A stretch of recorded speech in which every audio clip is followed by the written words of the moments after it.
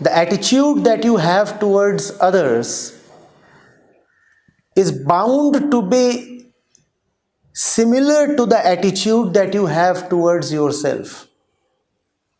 If the botherings, if the sufferings of others bother you, then you would become more sensitive to your own suffering as well. And that's good news. The one who cannot see others enslaved is obviously not going to tolerate her own enslavement. That's good news. There is bound to be an uprising.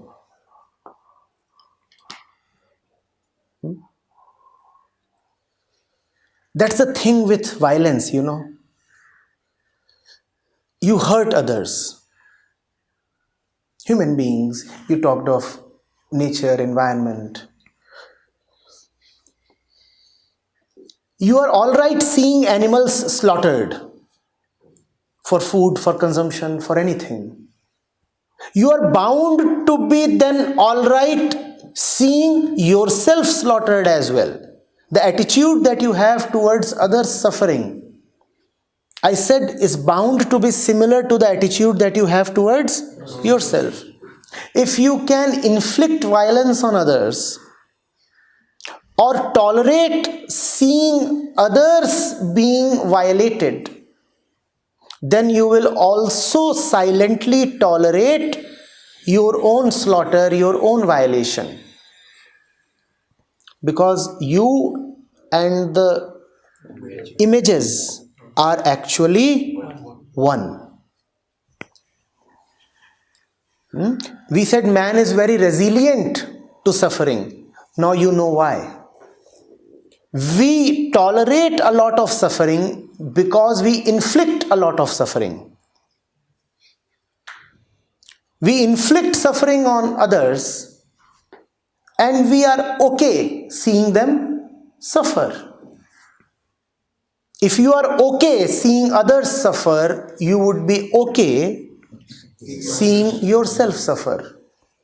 And now you also know why the messengers, the knowers, the prophets, the gurus work for others. They work for others because they love themselves.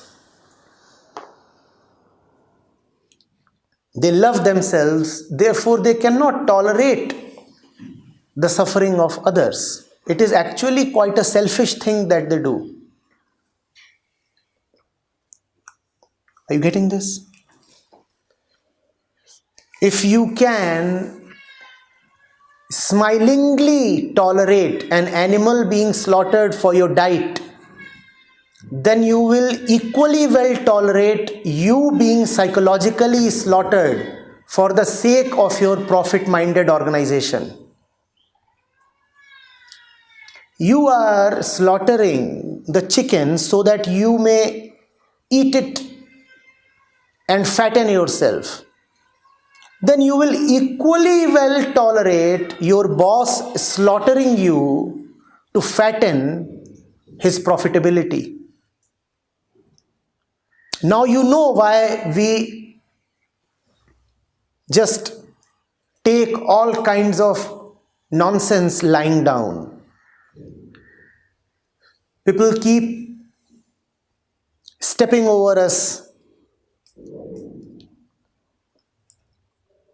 Time, situations, institutions keep kicking us around. And we live on as if everything is normal.